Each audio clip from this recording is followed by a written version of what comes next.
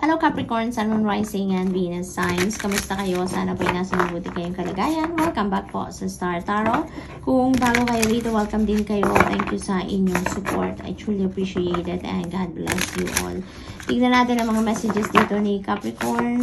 Unang mensahe po ninyo ay inspiration. Ayan, 4 of inspiration. Beautiful energy, Capricorn. This is celebration. Ano? This is coming together of family and friends. This is celebration about something. No? Maaring meron ditong kasalan, meron ditong engagement na magaganap for some of you. Maaring maimbitahan kayo sa inyong mga kamag-anak or kaibigan, maaring ganon. Or maaari din naman na there is a success, no, ng inyong pamilya or inyong kapamilya, or maaring success mo ang isa-celebrate ninyo dito ng inyong pamilya and friends. So this is really beautiful. This is coming together, no? Coming together of family and friends, Capricorn. So yun ang napipick up ko dyan for some of you. There is also travel dito, no? Maaring babiyahe talaga kayo soon, Capricorn. Maaring bibisita kayo sa inyong pamilya, bibisita kayo sa inyong mga magulang, sa inyong mga anak, asawa, boyfriend, girlfriend, maaring ganun ang ganap dito. But whatever the case may be, there is travel involved dito for some of you.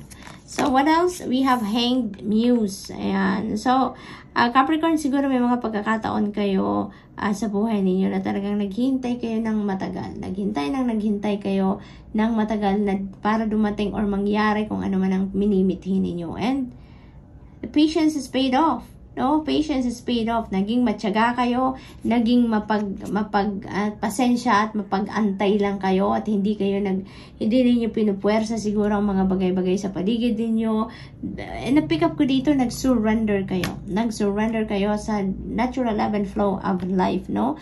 At nagtiwala kayo na kung ano ang para sa iyo ay mangyayari, kung ano ang para sa iyo ay dadating in God's perfect timing. So maaring merong sitwasyong ganon sa iba sa inyo dito, Capricorn, na kung ano yung matagal na ninyong hinihintay or matagal na ninyong minimithi, maaring nandito na. Maaring na-experience nyo na. Or maaring dadating na.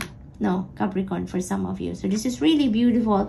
Kaya magliliwanag ang ano ninyo, ang isip ninyo, ang pakiramdam ninyo, ang buhay ninyo in general. Because finally, di ba, masasabi ninyo na thank you God for this blessing, no? Kasi maaring hindi rin ninyo ito inaasahan, no? Na mangyayari ito, kung ano man itong mangyayaring maganda sa buhay ninyo. So, yun, yung pag-surrender talaga, 'di ba? Isa sa divine universe, mas naghahatid yan ng mas magandang pangyayari sa buhay natin, mas positibo, mas masaya na mga ganap sa buhay natin, rather than nagpupush tayo or ini-insist natin yung mga gusto nating mangyari, no, na kahit hindi naman talaga umuubra, talagang ini-insist pa rin natin. Pero ito sa sitwasyon ninyo, parang naghintay kayo na matagal, naghintay kayo, gusto ninyo yan, siguro minamanifest talaga ninyo yan, and here you go, no? Your patience has paid off, at ngayon maaaring na i-experience yun na or dadating na sa buhay ninyo kung ano man yung matagal na ninyong minimithi, no?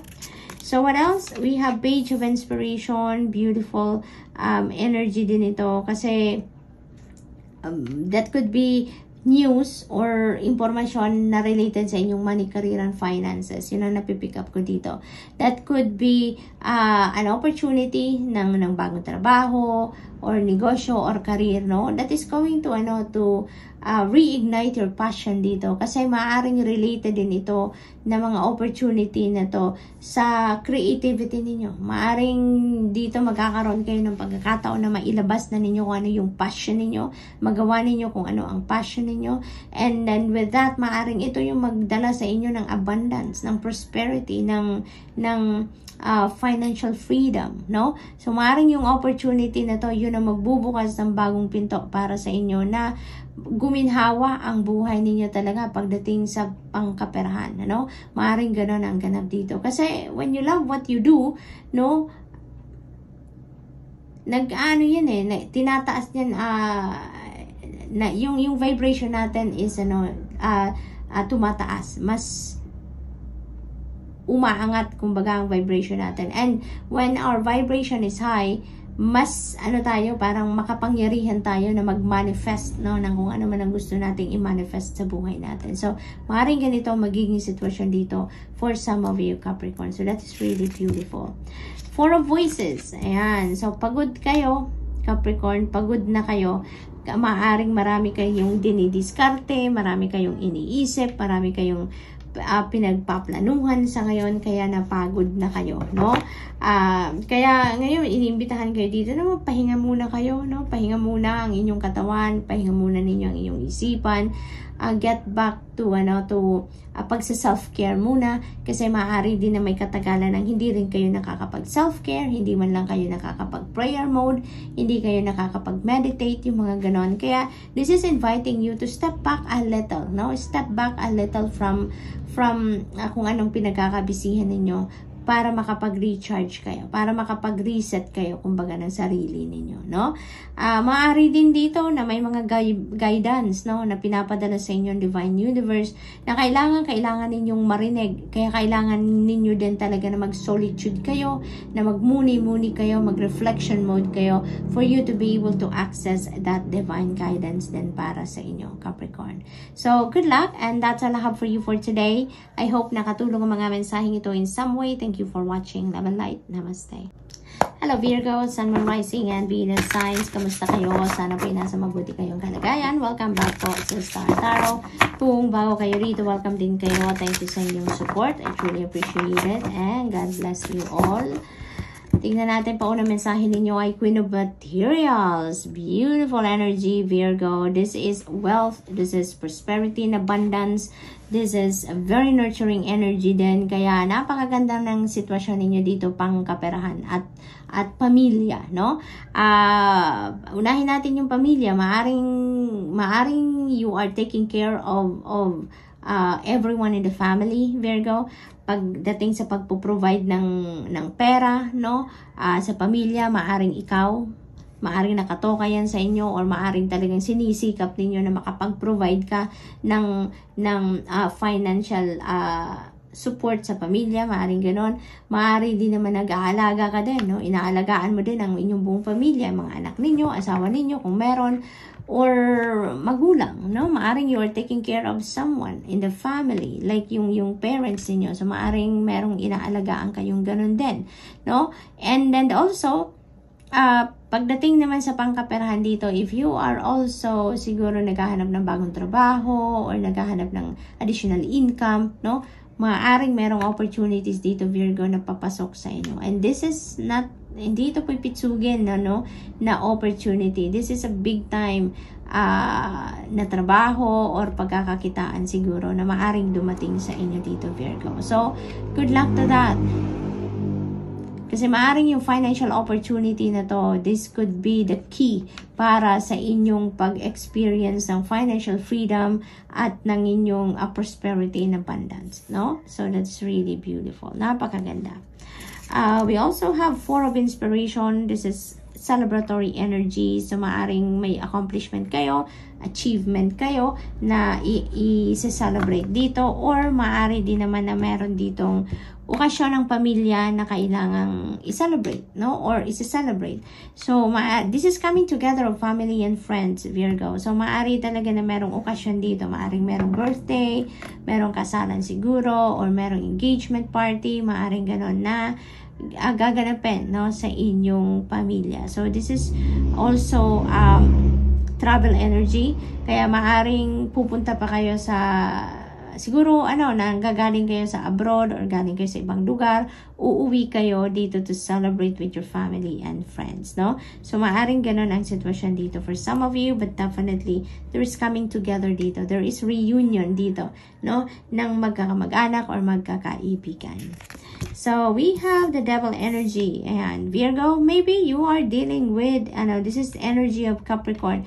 Maybe you are dealing with a Capricorn person dito. Maaring si Capricorn person ay katulong ninyo dito sa pag-aasikaso sa family affair na to, sa okasyon na to. Maaring siya maaring kayong dalawa ang punong abala, or maaring siya ang punong abala na sinusuportahan ninyo, or maaring ikaw yung punong abala at ikaw ay tinutulungan ni Capricorn, no? Maaring ganun din ang ganap dito for some of you.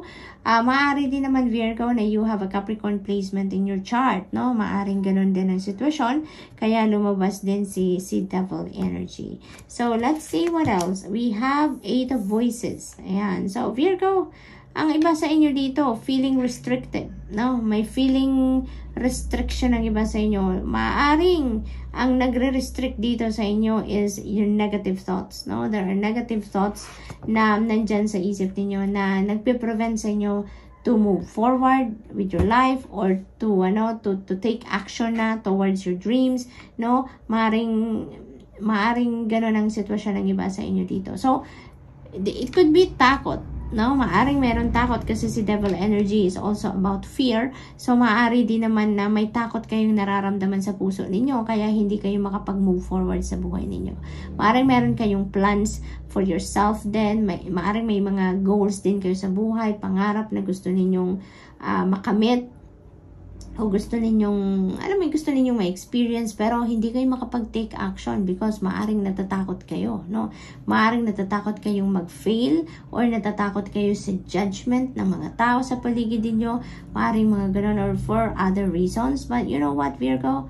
Huwag kayong magpapa-apekto sa mga sabi-sabi or sa mga negative criticisms ng mga tao sa paligid niyo, because kayo lang naman ang tanging nakakaalam, Virgo, kung ano yung inyong kakayanan, kung sino kayo, kung ano kayo, no?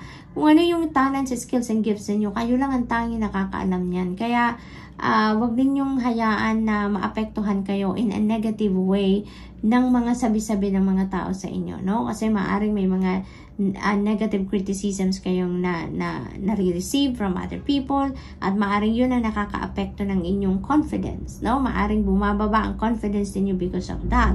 Huwag ninyong hayaan na mangyari yan, because kayo lang ang tanging nakakaalam, no, ng kung ano talaga ang kaya ninyong gawin, kung ano yung talents, skills, and gifts niyo, no? They never know, baka meron din kayong mga hidden talents pa, hidden gifts, no, na kayo lang talaga ang nakakaalam, 'di ba? Kaya ang ano ninyo, ang gagawin na lang ninyo, gamitin ninyo, no? Just say for example, may mga negative criticisms kayong naririnig from other people, gamitin ninyo yung motivation yan, no? Para mas galingan nyo pa, para mas gawin ninyo ang lahat para pagtagumpayan ninyo kung talaga kung ano mga pinaplano ninyong gawin, or kung ano yung mga pangarap ninyo, sikapin ninyong matupad ninyo at gawin ninyo yan para, to prove them wrong as well. And then also, para sa sarili ninyo, take pride, di ba? Take pride of yourself, of what you can do, di ba? Kung ano mga kakayanin ninyo, yung mga ganon. So, break free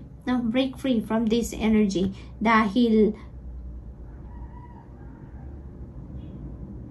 mas magiging maganda ang inyong sitwasyon kapag mag-move on na kayo sa buhay ninyo, kapag magawa na ninyo kung ano mga gusto ninyong gawin, rather than nandito kayo sa 8 of voices energy na restricted kayo, you will be stuck there. You're not going anywhere, no? Wala kayong